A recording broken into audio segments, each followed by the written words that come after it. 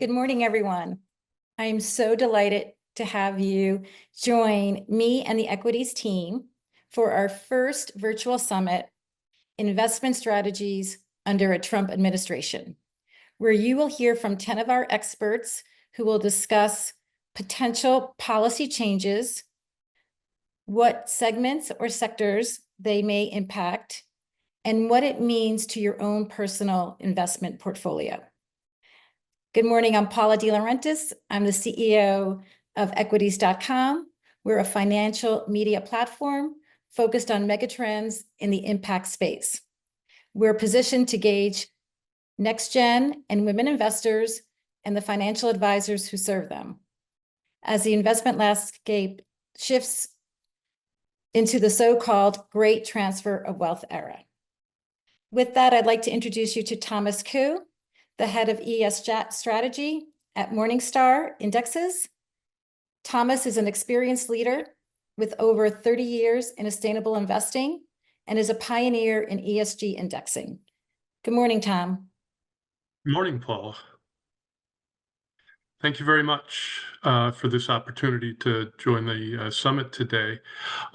A little background on myself. I've had the privilege of working in sustainable investment for the past 3 decades at KLD Research and Analytics, Riskmetrics Group, MSCI, True Value Labs, and now Morningstar. My focus, as Paula suggested, has been on creating benchmarks to enable ESG investors to implement a wide range of innovative investment strategies. And it's afforded me a seat at the table with many of the world's leading asset managers and asset owners, and provided insights into what motivates them to think differently about investment. So I hope today that my remarks can set the table for the sessions that follow on the program today. Well, we've convened here against the backdrop of a seismic policy change in the U.S. And I think the question I want to address today is how can we respond as investors? So I'm going to focus on how Trump's fiscal policy may affect the macroeconomic environment, and also drill down into climate policy, which is an issue on the minds of many ESG investors. So first, a couple of definitions. On ESG, sustainability is defined as meeting the needs of the present without compromising the ability of future generations to meet their own needs. And ESG itself is an analytical framework to identify risks and opportunities associated with systemic risks and economic externalities related to environmental, social, and governance factors. So it's looking at issues like worker relations, employee health and safety, supply chain management, customer privacy and data security, energy management, and so on. It boils down to basically 3 principles: materiality, a long-term perspective on risk, and transparency. And so ESG analysis informs sustainable investment decisions by addressing material risks and opportunities over a long time horizon. And what differentiates sustainable investing is taking account of the impact of investment decisions, knowing that they have real-world implications. So I think it's fair to say that we ignore at our peril both the impacts on our investments and of them coming from ESG issues. So Morningstar provides research and tools to empower investors to make more informed decisions. And recently, our CEO, Kunal Kapoor, articulated his position on ESG and materiality. And he defined materiality basically as being about risk, value, and impact. In other words, fundamental financial considerations. So as we know, materiality for a company centers on factors that affect its financial performance, and information is material for an investor if it could affect their investment decisions. So while the principle of ESG materiality, I think, is well established, it's also worth noting that not all ESG issues are material, and they're not necessarily good measures of risk for all material ESG issues. When it comes to transparency, I think one of the likely casualties of a Trump administration is the SEC climate disclosure rule for corporations. In the face of opposition, SEC Chairman Gensler paused the rule when Biden was president. Now I think it's unlikely to see the light of day for years. The good news is that multinational companies doing business in Europe, whether they're from the US or not, are already subject to more comprehensive disclosure rules. So for better or for worse, European regulations stand as de facto global standards for this kind of disclosure. When it comes to ESG today, we can think about it both in terms of carrots and sticks. Not unlike the stock market, interest in ESG investing has sort of ebbed and flowed over the years, but it's progressed over time, and it will continue to. Today, there are $3 trillion in assets under management in sustainable funds globally. 84% of that is in the EU, about 11% in the US, so big disparity there. But institutional AUM is about 10 times that, so probably somewhere in the vicinity of 30 to 35 trillion dollars. The difference between the US and Europe, I think, is largely attributable to cultural differences and attitudes toward regulation. Europe really has an institutional consensus that favors sustainability, and since 2015 has relied on regulation to guide activity. So the EU taxonomy, the Sustainable Finance Disclosure Regulation, or SFDR, the Corporate Sustainability Reporting Directive, CSRD, for those of you who are keeping up with the acronyms, they're all examples of regulatory efforts in the EU designed to drive sustainable corporate and investment behavior. But by contrast, the US, of course, relies on a more market-based approach, avoiding regulation wherever possible and relying on carrots rather than sticks to generate beneficial market outcomes. The, I think, somewhat misnamed Inflation Reduction Act is a good example. I'm not sure what it has to do with reducing inflation, but it's a good example of using tax incentives, rebates, and subsidies to achieve desired objectives in terms of bringing about more investment in a green economy. Of course, one of the consequences of this approach is that the US is more susceptible to the kinds of policy swings we're about to experience when administrations change. And I think climate policy is a case in point. But before we get there, I first want to turn my attention to economic policy under Trump, particularly his fiscal policies with regard to taxes and spending.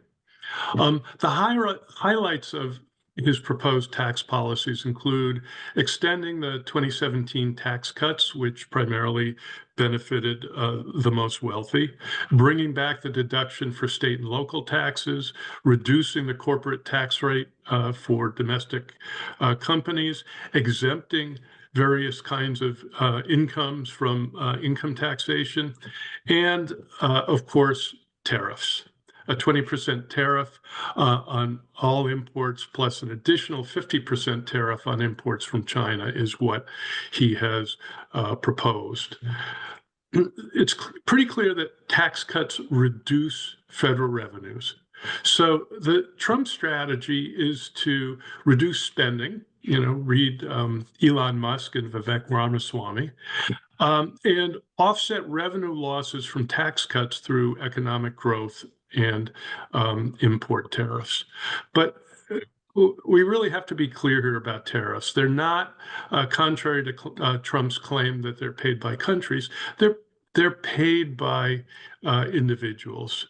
And tariffs have a place in economic policy, either for industrial policy, trade negotiations, or potentially for revenue enhancements. But they may work as a negotiating ploy if trading partners fold, but it's understood across the economics profession that nobody wins a trade war. I went to some analysis from the Nonpartisan Tax Foundation, that estimates that Trump's proposed tariffs and partial retaliation from trading partners would together offset more than 2/3 of the long-run economic benefit of his proposed tax cuts. And then they go on to say, and this is a quote, in general, Trump has proposed tax cuts that provide a larger relative benefit to higher income taxpayers, while his major proposed offset of higher import tariffs falls harder on lower and middle income taxpayers. In other words, if enacted, the likely outcome from these tax policies will be higher deficits, higher interest rates, lower growth, and greater wealth inequality. These factors would all have a negative impact on aggregate demand in the economy. I want to turn my attention now to climate policy and focus on three facts. First, it's hard to fight physics. Second, the global economy is decarbonizing as we speak. And third, businesses hate uncertainty and value stable policy regimes. With regard to physics, the science is clear that carbon dioxide from burning fossil fuels has accelerated climate change, but it's happening faster than even most scientists predicted. Addressing it requires achieving an equilibrium between how much carbon dioxide goes into the atmosphere and how much is withdrawn by a combination of natural processes like photosynthesis and other natural carbon sinks, and technological means like carbon capture and storage, for example. It doesn't imply that there's no role for fossil fuels, just that there is only room for a significantly reduced one.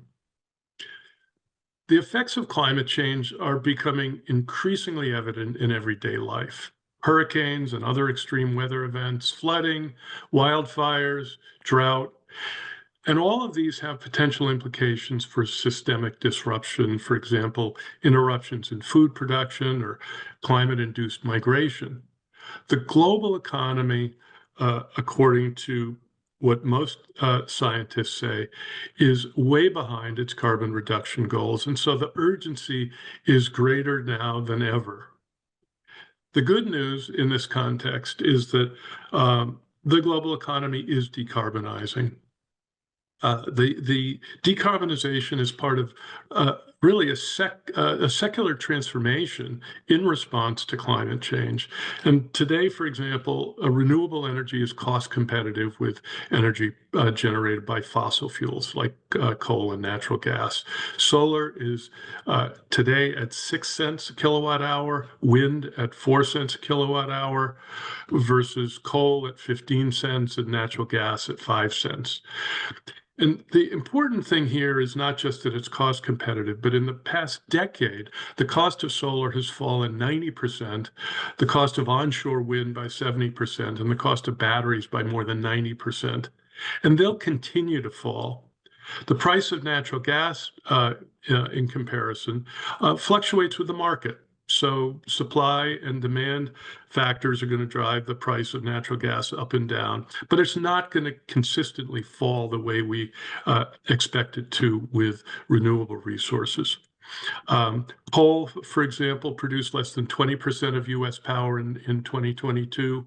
And that was down from 53% in 1997. So 25 years earlier, over 25 years, it fell significantly. It's simply increasingly uneconomic. And so the point is that cost is an important factor driving toward renewable energy. And these market forces are in play independent of most policies that the US government can put into effect. The last point I want to make in this context is that businesses hate uncertainty and they value stable policy regimes when it comes to making long-lived investment decisions. Trump intends to withdraw the U.S. from its participation in the Paris Accords, as he did during his first administration. He also has said he'd like to loosen restrictions on fossil fuel interests to enable coal, gas, and oil extraction to increase, even though the U.S. is the largest producer of fossil fuels in the world. He also wants to free up fossil fuel companies from regulations on methane emissions. And this is important because methane is the most carbon intensive greenhouse gas, 20 times more carbon intensive, for example, than natural gas. And it's a byproduct of natural gas exploration. A lot of companies, even oil and gas companies, are on board with managing methane emissions better. I'm going to read a quote here. I don't think the challenge or the need to address global emissions is going to go away. Anything that happens in the short term would just make the longer term that much more challenging. I've been advising that we have some level of consistency. That's a quote from Darren Woods, the CEO of Exxon. That was unthinkable even just a few years ago. And that was a quote from last week arguing against the Trump administration's proposed withdrawal from the Paris Accords. Companies understand the economy is changing and want an investment environment within which they can proceed in that direction. So what are the implications for investors? I think it's a truism that there'll be winners and losers as the economy decarbonizes. Every company and every industry will be affected, whether it's an easy to abate industry or a hard to abate industry like cement or aluminum, for example. For investors, of course, it's always a challenge to pick winners and losers. But there are two types of climate-related investments for investors to consider, what I call climate transition investments and climate solutions investments. Climate transition investments focus on companies taking steps to transform their business models to operate profitably in a low-carbon economy. Now, most companies are early stage in this endeavor, but companies like Morningstar Sustainalytics are developing forward-looking metrics that enable investors to identify which companies are progressing on this pathway and which are not. So there is increasingly data available to help make these kinds of decisions. Climate transition funds typically offer broad, diversified portfolios that are designed to track the market closely, so they can serve as core holdings from an asset allocation perspective. In this context, I would say that engagement practices can influence corporate behavior. So investors should seek funds whose engagement and proxy voting policies reinforce their investment objective. By contrast, climate solutions funds invest in companies providing technology, products, or services that support the mitigation of or adaptation to climate change. So, for example, green infrastructure, electrifying transport, battery storage, smart grids, energy efficiency, renewable energy, smart water, clean tech, et cetera.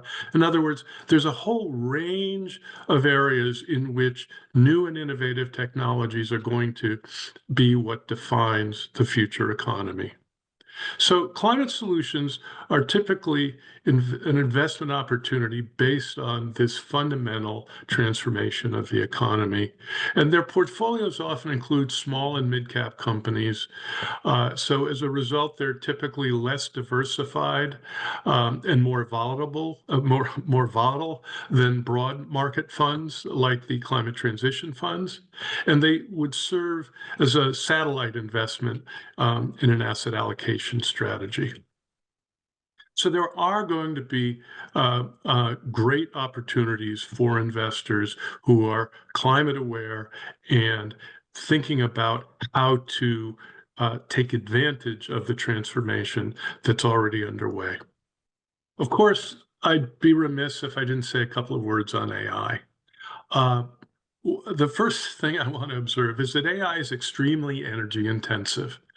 Many of the leading tech firms know that, obviously, and are seeking clean energy to power their AI operations. And this is important because many of them have also made net zero pledges. And at the same time as they are committed to reducing their carbon emissions between now and 2050, they're driving their energy use up based on their AI operations. And so, I think AI at the same time will be instrumental in achieving the carbon transition and will be an engine for innovation, right? But there is some concern that the sort of gold rush going on around artificial intelligence might crowd out venture capital and private equity investment in climate solutions. And so this is something to keep an eye on. I think it's worth observing that private markets are really incubating many of the companies and technologies that will provide needed solutions, though many such companies, will be out of reach for smaller investors. It's just worth paying very careful attention to where the innovation is going to come from. So, in closing, I'd like to just, recognize that the unprecedented political polarization in the U.S. comes at a time when we need effective policy coordination at a global level. So that's a tough ask under the best of circumstances, and it's going to be made tougher by many of the expected, I'll say proposed, if not expected, changes coming in the Trump administration. I provided my perspective on what we might see from the new administration. I don't share most of their economic and climate policy objectives, and I haven't even alluded to the likely effort they'll make to outlaw ESG investing practices. That could be a whole other topic of conversation here. I certainly don't have a crystal ball, and that's one of the reasons I'm an index investor rather than a stock picker. But I think it's also important to recognize that there are countervailing forces at work politically and in the markets, and I've tried to point out where some of those are. ESG analysis evolved to help investors address long-term systemic risks and opportunities. And this has led to the development of new kinds of data to inform better investment decisions. So as a result, retail, wealth, and institutional investors have tools at their disposal and can play a critical role in financing and supporting the climate transition. Hopefully, the combination of attentive investors, market forces, and regulatory initiatives will blunt the efforts of the Trump administration to sidetrack the climate transition. So I hope this provides some useful context to learn from the speakers who follow. I'm very interested in hearing from them, and I want to thank you very much for your time and attention. Thank you, Tom. We do have a couple of questions here, and I was hoping that maybe if you have a minute or two, we can go through them. One is not related to the administration. It's a question regarding your index, and if you can shed some light on the rationale of including McDonald's in your SRI index. Well, I think it would depend which index it is, but fundamentally, one of the sort of critical elements of indexes is that they are rules-based. And the way we build our ESG and sustainability indexes at Morningstar is using data from Sustainalytics. And so depending on which index we're talking about there, the kinds of issues we're looking at are related to ESG risk and opportunity, but also controversies companies might be involved in, and so on and so forth. So I'm actually not in a position to comment on a particular company, though I think I understand that the impetus for the question is whether or not a company like McDonald's is provides sort of sustainable and healthy food. And that's a question that I would have to defer to the analysts at Sustainalytics. Well, thank you. Thank you very much. I think that's it for this morning. Is there anything other than what you shared that I'm sure there isn't, but I think that we just want to say thank you very much. We appreciate your time. I thought it was fascinating. I loved your discussion around AI.